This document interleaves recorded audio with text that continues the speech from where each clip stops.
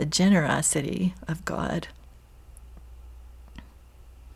to sit at the table with the people that nailed him to the cross, basically. Wash their feet. At the end of a team meeting, my team leader said to me, we're at the point where we want to make leader development a full-time role. He told me, he said, well, everybody's in support of you taking this role except for one person. And that person doesn't think the role should exist, nor should you be offered it. And I was like, and this is going to be somebody I sit at the table with. Okay, may I know who is it, and could I possibly meet with that person? And he said, oh yes, it's no secret, you know. And so I set up a meeting with who at that point was the vice president for all of Asia. And I thought, Lord, I don't know what do you actually say to somebody who doesn't think you should take the job you've just said yes to?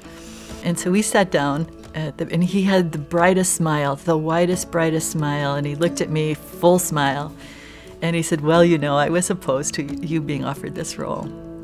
And I said, yes, I understand that. That's why I'm here. I said, I want to understand what your concerns are. And he said, well, you know, I don't think you could develop the people in my part of the world better than we can do it there. And I thought about it for a minute.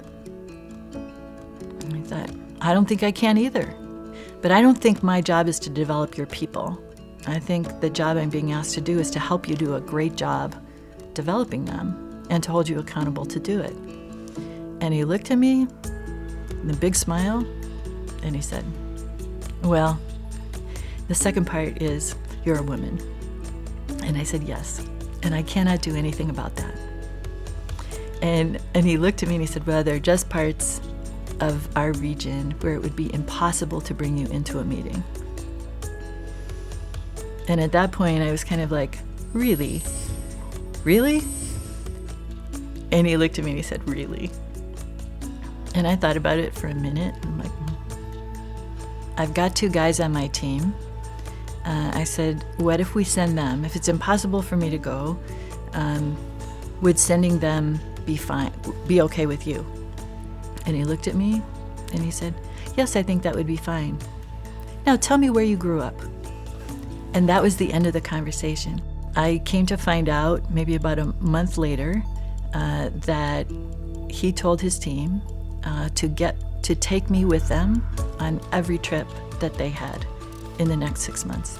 And it was a good lesson for me about being able to sit down with somebody who has a different point of view, how to have us talk about things where we had differences of opinion and understand it and find out if it really was an opposite view or if it was something that you didn't understand mutually.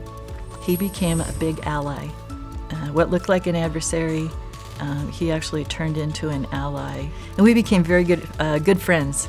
We had a lot of values in common, although initially you would have thought, no, we're on opposite ends of the spectrum. So I kind of look at it and you go, be careful about who you label, as an adversary. Take the time to understand who they are. And in answer to your prayer and the desire of God's own heart for people, what if we looked at the obstacles as opportunities? How would that change things?